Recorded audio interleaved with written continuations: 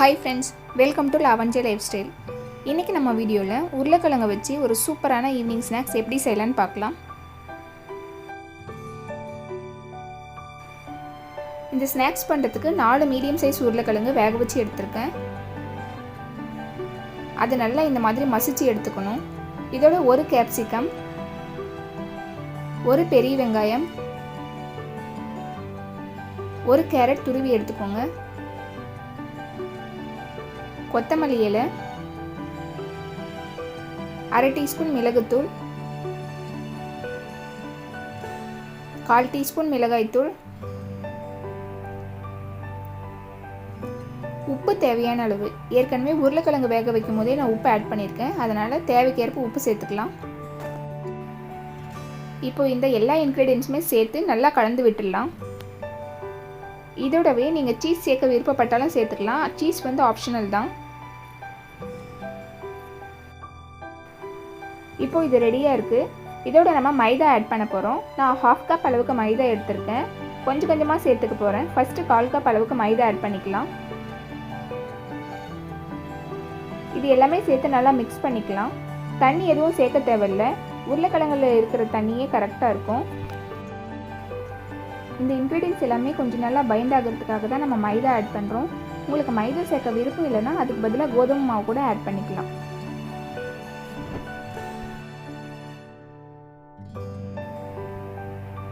இப்போ பாருங்கள், நான் 1/4 கப் அளவுக்கு மைதா ஆட் பண்ணியிருக்கேன், அதிகமாக சேர்க்கல.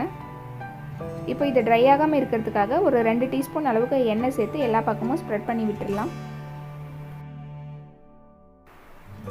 இப்போ நமக்கு மாவு ரெடியாக இருக்குது. நமக்கு எந்த ஷேப்பில் ஸ்நாக்ஸ் வேணுமோ அதுக்கு தகுந்த மாதிரி நம்ம ரெடி பண்ணி எடுத்துக்கலாம். எல்லா பால்ஸுமே ஒரே சைஸில் உருட்டி எடுத்துக்கோங்க, அப்போ தான் கரெக்டாக இருக்கும். இதில் நம்ம மைதா ஆட் பண்ணியிருக்கிறதுனால கொஞ்சம் நல்லா தின்னாகவே தட்டி எடுத்துக்கோங்க. இதை விட தின்னாக இருந்தாலும் ஓகே தான். இப்போ நம்ம இதே மாதிரி எல்லாமே ரெடி பண்ணி எடுத்துக்கலாம். இப்போ இது எல்லாமே ஃப்ரை பண்ணுறதுக்கு ரெடியாக இருக்குது. ஒரு பேனில் லைட்டாக எண்ணெய் சேர்த்துக்கோங்க.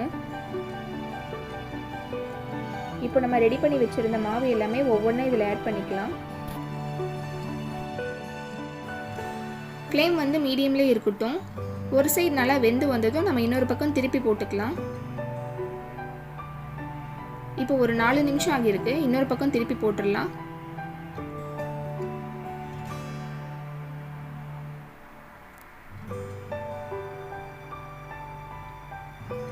இதே மாதிரி 2 பக்கமும் நல்லா கோல்டன் ப்ரௌன் கலர் வர வரைக்கும் நல்லா திருப்பி போட்டு வேக விட்டு எடுத்துடலாம்.